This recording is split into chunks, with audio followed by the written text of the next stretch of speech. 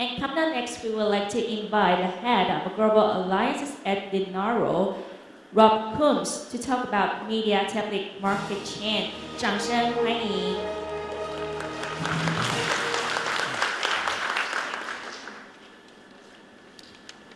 Yiman Hao, good morning. We're going to be talking about mobile computing for the next 30 minutes. It's one of the most exciting markets globally, but especially here in Taiwan, where we have such a strong history in making innovative mobile computing devices. In this presentation, we'll look particularly at the trends we see over the next few years and how ARM's technology, the technology that Eric's been talking about, driving those trends and what that means to you in terms of opportunity and making new business. So I'm going to split this into two parts. One just looking very short ahead to next year, just around the corner, 2011, and then a little bit further, 2012 and beyond, and looking at some of the new opportunities that we hope you will grasp and make good business with. So what to expect in 2011? I think we can all see that there's been a dramatic change in computing devices. We're shifting to this third era of computing, away from the desktop, away from the PC-centric model, to this diverse range of connected screens, and particularly mobile devices. And this has been enabled by this wide availability of mobile broadband, some great system on chips from our system partners, and a diverse range of operating systems and platforms. It's a much more complicated market, but it's also a much better market for innovators to create new products, make new businesses, and establish totally new products. So there are some challenges with this approach. But we will look at how ARM and its partners are trying to simplify some of these approaches, particularly around open source, how we can make it easier and quicker to develop optimized open source devices. So this revolution, this diverse new market, which we're all facing, is actually enabled by a number of things. One is this great range of software platforms. From various different distribution owners, a lot of it based on Linux and open source, and this huge range of great SoCs from our silicon partners. And typically today they have a Cortex-A8 or dual Cortex-A9 processor, a great GPU, maybe something like Mali 400, video acceleration, peripherals, and there's a wide range. So from single core to multi-core to different memory configurations and different peripherals. All of this enables diverse range of products, getting the right size of computing for the type of product you're making. So a more complicated view, but actually something which is much more exciting and also more rewarding in terms of profit and margins. So we are basically at the center of this world of multi-SoC, multi-operating system and platform, and this is driving a lot of where we are all heading over the next few years. So becoming good at handling this complexity becomes a key skill set for Taiwan. So one of the most exciting things that came out this year, really, in terms of market, new product, was, of course, the media tablet. Apple has shown the way, but I think this is just the beginning of a new wave of devices. So next year, particularly in 2011, you are going to see a huge range of products. Multiple different operating systems, multiple different user experiences, typically powered by either a Cortex-A8 or a dual Cortex-A9 for high-end. This is going to be a wonderful market. I think there's a lot of consumer acceptance now that actually this type of gadget is very valuable in people's lives. I see them being used on planes, on trains, everywhere, right? This really is a personal internet device. And amazingly, this is actually the fastest selling consumer electronic device ever. Faster than the iPhone, faster than the netbook. This is taking off like a rocket.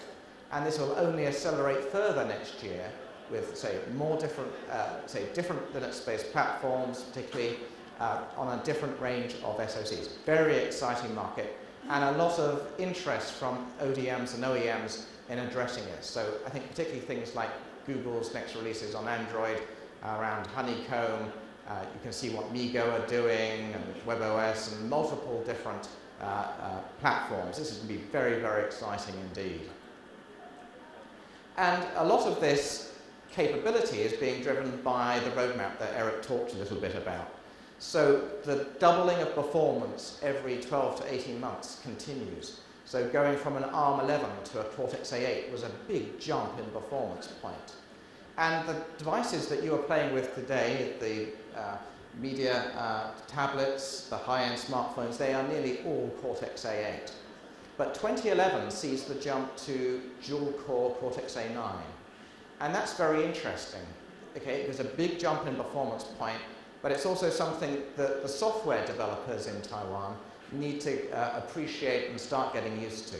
Mostly the OS takes care, but your software developers are going to be wanting to study about symmetric multiprocessing, because from now on Eric's roadmap, you could see whether it was a Cortex-A5, a Cortex-A9, a Cortex-A15, it's all multi-core, right? You can have a single core if you want to, but most of our silicon providers are enabling multi-core. So being good at SMP will become a competitive advantage. So make sure that your software departments, right, are studying this.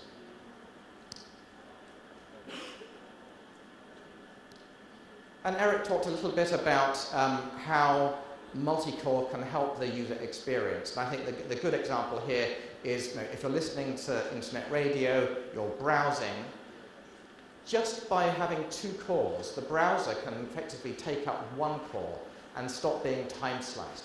And that alone, even without parallelism, can lead to a 1.9x speed up. That's huge, right? And that's available on all these new Cortex-A9 products which are coming to market. So even without much in the way of software involvement, that big speed up is available to you.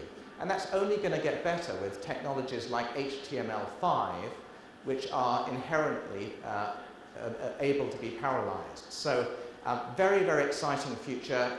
These big speed ups, they're easily available. And I think it points to a big jump in performance points and user experience. So very, very exciting times with Cortex-A9 coming to market from multiple silicon companies over the next few years. And again, Eric talked a little bit about the reduction in power. And this is a little bit counterintuitive. How can dual core save power? Because you're putting in another processor. But the way it works is that if you're trying to achieve the same computing performance, you can have dual core do that at less frequency. You don't need to have them both running at above a gigahertz. You can turn down the frequency through scaling.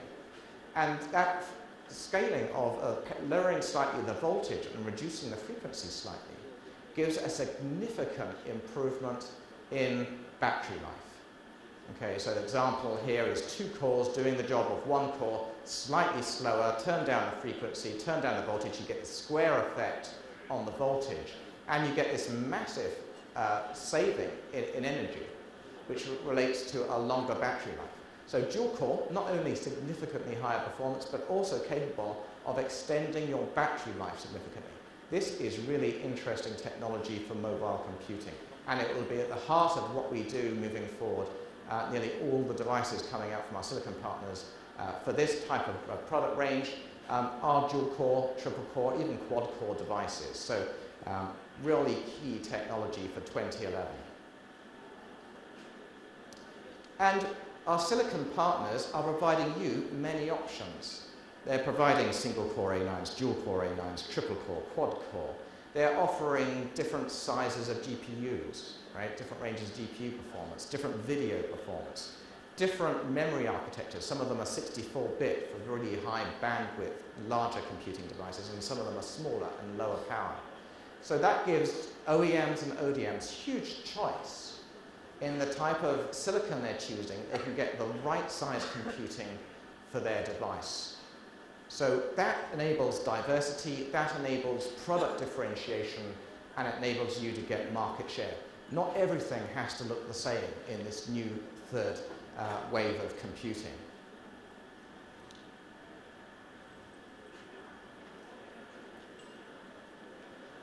So multi-core extends beyond the processor. Multi-core extends into the graphics products that we're developing. So the Mali products like Mali 400, which are coming into the silicon that you'll be seeing in 2011, the silicon partner can choose to have a different number of shaders to give you a scalable performance depending on the type of product that you want to build. So you could get a Mali 400 with one shader, or a Mali 400 with 4 shaders for high performance.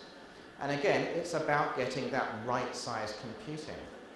And that's important because what we're seeing is a huge demand for higher performance graphics. We see a demand for higher pixel rates to drive the 1080p displays.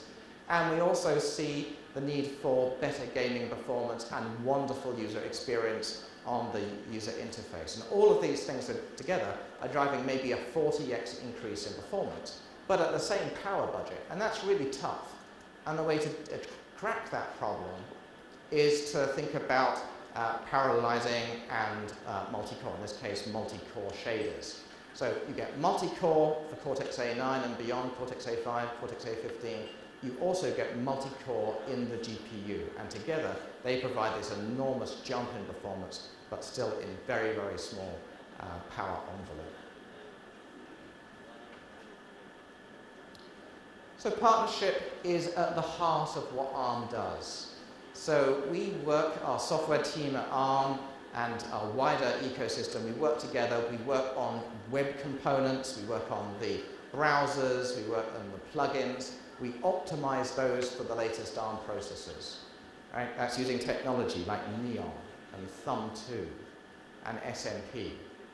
And we work with the distribution owners to make sure that as their roadmap continues, that they become ready. They become ready for SMP. They become ready for the new instruction set like Thumb2 and Neon, and make the best use of it. So very much a partnership approach where we're trying to make sure that the software companies are making best use of all this wonderful silicon technology that ARM and our silicon companies are putting into these devices. We're working a lot with the open source community. I'll talk a little bit about a new initiative called Linaro, which I think is going to be important for anybody developing on open source. We'll talk a little bit more about that this afternoon. We work with the virtualization companies. We really work with the whole software community. And ARM has the richest software ecosystem of any architecture. A lot of people now are developing first for ARM because ARM is so pervasive. Just last quarter, ARM shipped 1.5 billion units. Our silicon partner shipped 1.5 billion units in 3 months. Right? That's a run rate of 6 billion units. There's only 7 billion of us on the planet. Right? Enormous volumes, enormous volumes. So all the software companies want to optimize for ARM first because of the success of the ARM partnership.